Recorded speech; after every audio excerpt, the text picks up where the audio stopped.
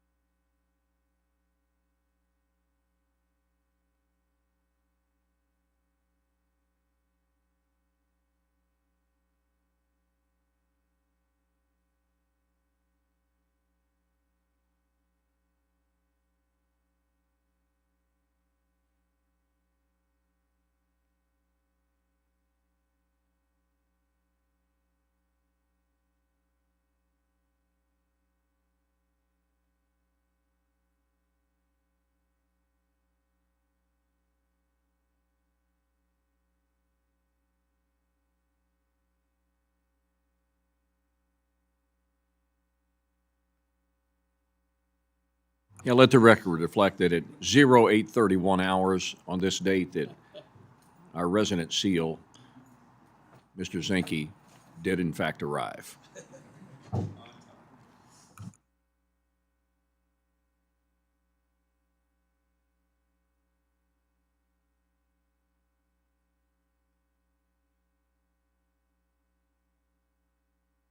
For those that weren't in here, we're in a holding pattern because Labor H is running late and the chairman and the ranking member want to make statements, so we're going to hold off for a minute.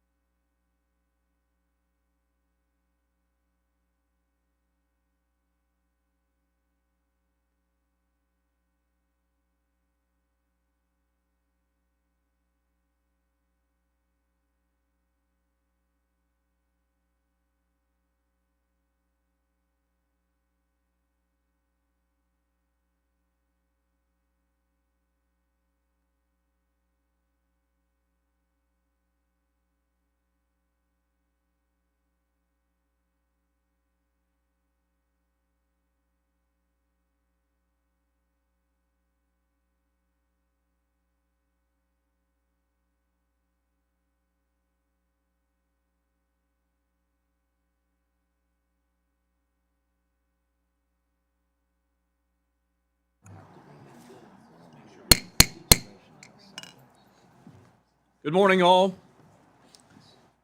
The Subcommittee on Transportation, Housing and Urban Development and related agencies will come to order.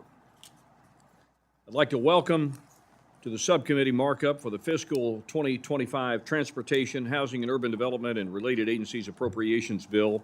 Soon we will welcome Chairman Cole and Ranking Member DeLauro for their comments. They are tied up in a previous engagement and will be over shortly.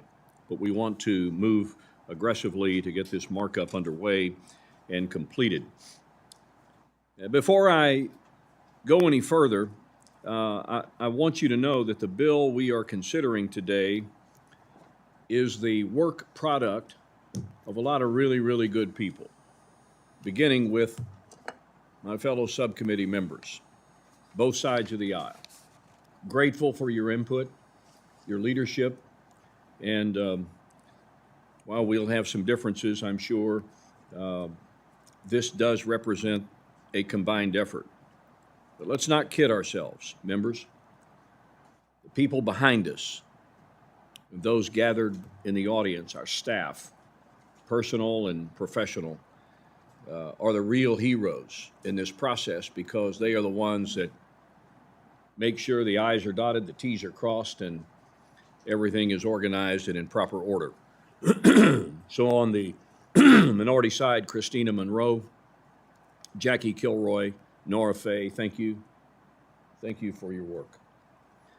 Doug Disrude, our chief on the Republican side, Demlyn Jones, Avery Pearson, Jared Sutton, Graydon Dalbert, Jay McCormick, and John Unete.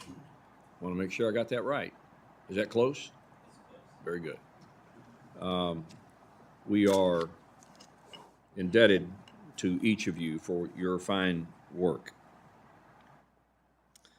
The bill meets the critical transportation and housing needs of our nation while reducing excessive spending and regulatory burdens. The discretionary allocation in the bill is $90.4 billion. That's $7 billion below the fiscal 24 level, a 7.3% reduction. We have carefully allocated resources to the most critical missions at the Department of Transportation and Housing and Urban Development. The bill prioritizes transportation safety on our railways, our roads, and in the air. We ensure a responsible safety net with housing support for our most vulnerable, especially the elderly, the disabled, veterans, and the working poor. We've cut or eliminated 14 grant programs at the Department of Transportation and HUD, totaling nearly $3 billion in savings compared to the enacted level.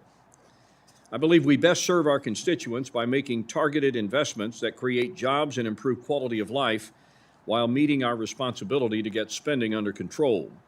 Under Chairman Cole's leadership, we're doing our part by writing bills to the levels in the FRA. This bill includes both targeted investments and targeted cuts.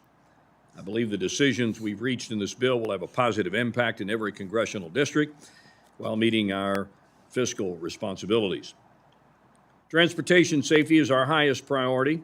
I'm proud to build on aviation investments made in FY24 by Chairman Cole when he chaired the subcommittee. Airlines are expected to carry a record number of travelers this summer, a 6% increase. The bill also continues to make progress on last year's investments in the FAA workforce and air traffic modernization. It provides funding to train 2,000 new controllers to backfill the retiring workforce and deploy air traffic controllers to understaffed facilities.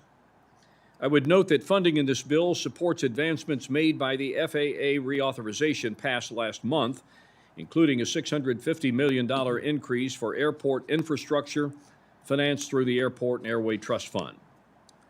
The bill provides $61 billion for highways and bridges through the Highway Trust Fund. These resources are directly allocated to your state departments of transportation, enabling state and local governments to collaborate on the highest priority road projects. The bill provides $200 million for tribal transportation and $200 million for truck parking through discretionary highway funding. These targeted investments will enhance safety and improve the flow of commerce on our interstate highway system and on tribal lands. The bill supports DOT's maritime mission with full funding for security programs, including a $60 million increase for the tanker security program consistent with the National Defense Authorization Act. Looking at DOT as a whole, you'll see the bill makes targeted transportation investments to improve the flow of freight and ensure the safety of the traveling public.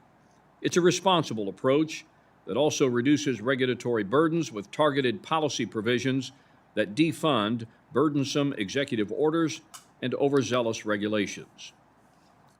The bill meets our responsibility to support our most vulnerable citizens who rely on housing assistance to live with dignity. These housing programs are run at the local level through public housing authorities, private landlords, and many faith-based organizations. The bill supports self-sufficiency programs so that families can move up and out of rental assistance. I've heard from members on both sides of the aisle on the importance of the Community Development Block Grant Program. So we provide the FY24 enacted level of $3.3 billion for this program. CDBG supports decision-making at the local level to meet critical economic development needs. The administration proposed a $500 million cut to the CDBG formula program, instead proposing to prioritize programs where decisions are made in Washington. We disagree with that approach and have restored this critical funding. The bill rejects the Biden administration proposals to expand housing programs with emergency designations and mandatory spending. We are obligated to make tough choices, and we've done that by maintaining, rather than expanding, housing support for our most vulnerable citizens. We've included funding prohibitions in this bill that will scale back the Biden administration's regulatory overreach. The bill prohibits DOT from imposing executive orders and regulations that add burdens to rural states and small towns that don't have the luxury of spending millions on consultants and grant writers. And the bill scales back HUD's ability to impose bureaucratic requirements related to energy efficiency and fair housing. We can meet these goals without the heavy hand of government. I want to thank all the members of the subcommittee for their participation in this process. I've learned from each of you through our hearing process and the ideas you've brought to me either through your formal requests or through casual conversation. This bill is better because of your participation. And while he's not present at the time, thank you, Chairman Cole, for your leadership in moving appropriation bills down the field. This will give us a shot at completing our work without endless continuing resolutions.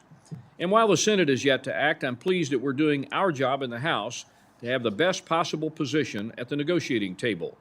I'm confident that Chairman Cole and Ranking Member DeLauro will help us strike a deal that responsibly funds the government while protecting House priorities. We couldn't ask for better leaders at the top of this committee. Finally, I would ask that members reserve any amendments until full committee. That's in a couple of weeks. I look forward to working with all of you as the bill moves forward, and I ask for your support of the legislation. I'd now like to recognize my dear friend and our ranking member, Mike Quigley, for his opening remarks. Thank you, Mr. Chairman.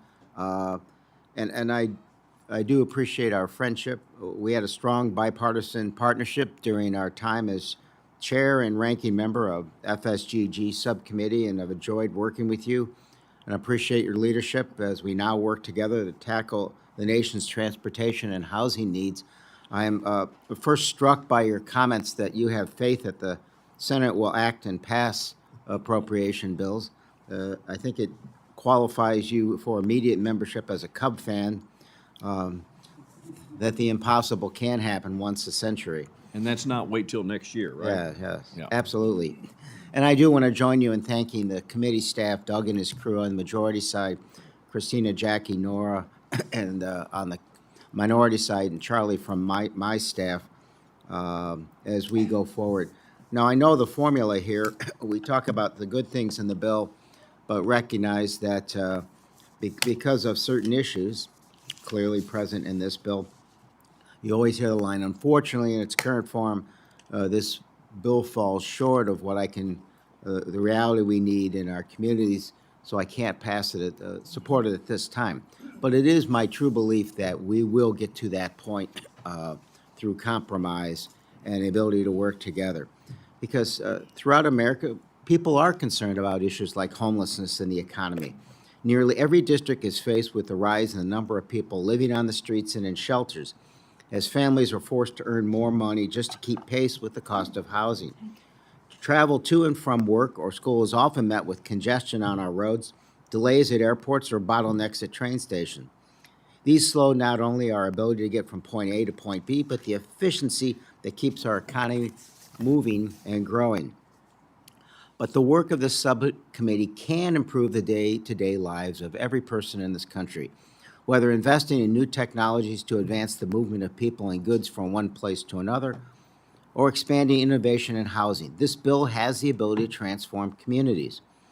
While this bill would enhance the safety of our airports and skies, expand community development in tribal communities, and support community-led project funding for both sides of the aisle, it would also undercut necessary investments for Amtrak and transit projects with shovels already in the ground, push tens of thousands of low-income families out of stable housing, slow new housing construction, and ignore the impacts of climate change.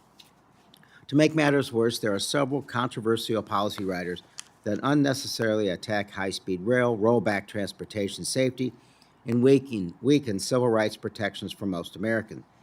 As the committee that holds the power of the purse, members in this room know how government can work across jurisdictional and party lines to find balance and measures approaches that meet the needs of the American people.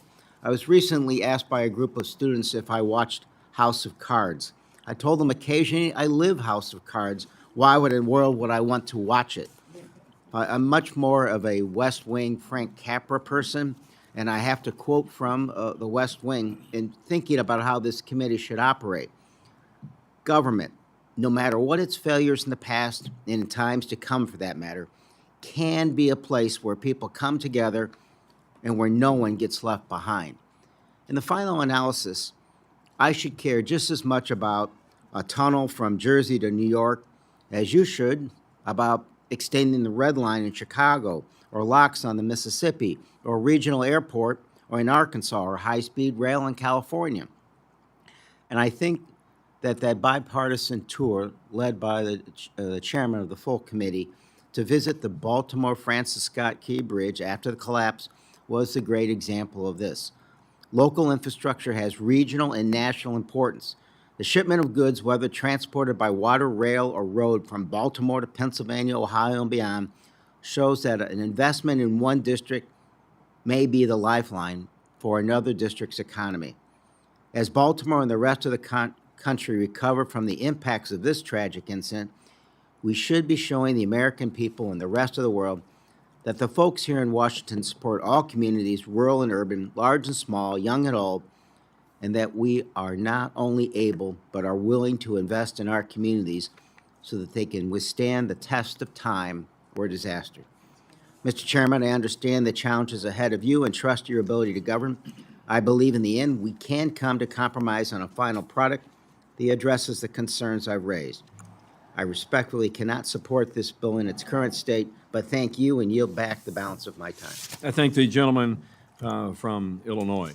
Now I'd like to recognize the overall chairman of the House Appropriations Committee and my dear friend from Oklahoma, Mr. Tom Cole.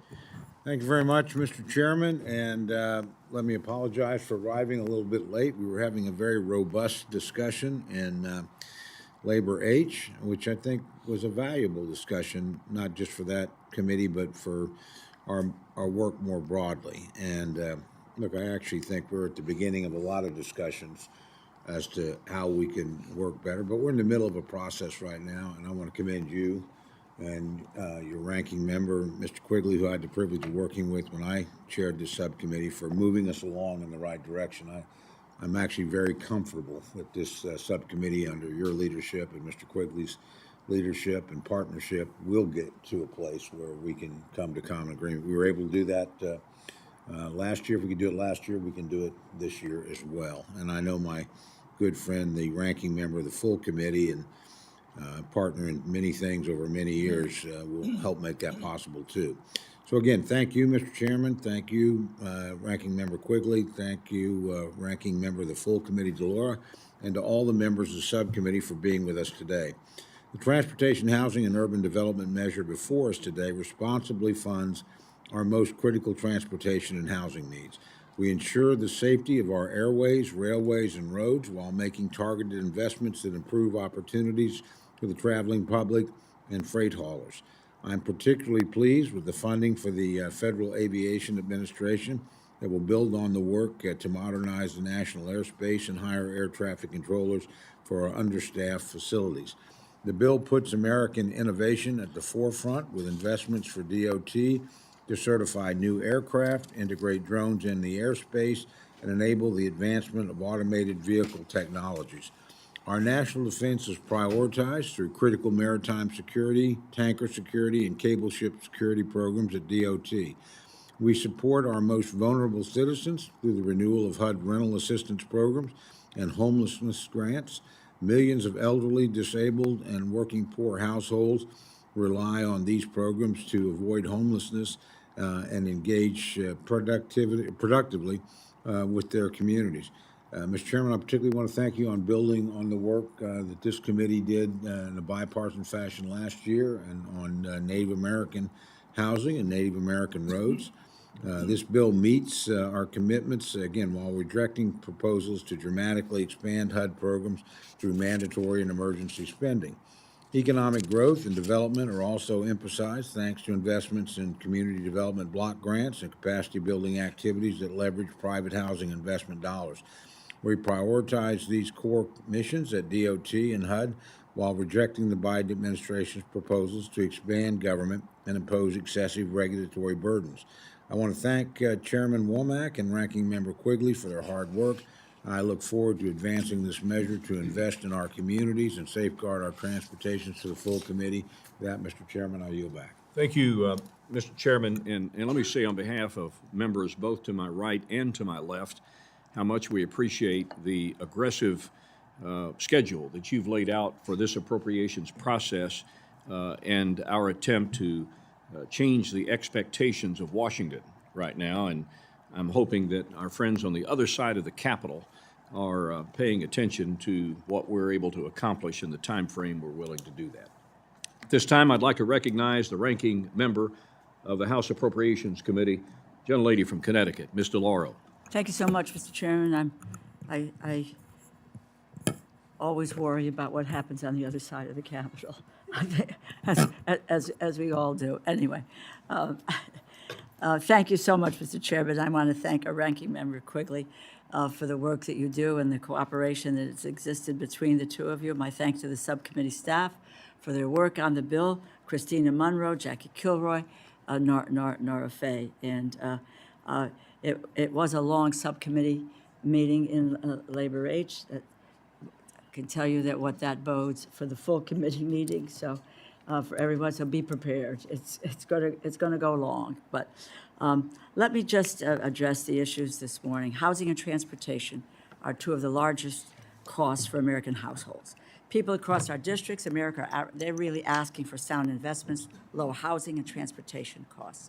Instead, this bill will raise costs for struggling American families, make it harder to build, sustain, and connect affordable, thriving communities. Across the country, more than 650,000 people experience homelessness any given night. Despite an escalating homelessness crisis, the bill guts the HOME program, the sole federal program dedicated to affordable housing construction, by 60% to levels that predate 1992. That translates to thousands of affordable homes that will not be built or rehabilitated, and housing opportunities stripped from thousands of renters and home buyers. We are facing a historic shortage of nearly 8 million affordable homes nationwide. And coupled with higher borrowing costs, housing is less affordable than ever for home buyers and for renters. Yet this bill will delay livable wage construction jobs and make it more difficult to build new housing. At the same time, the bill strips eviction prevention measures for struggling families, which will inevitably drive more vulnerable people into homelessness.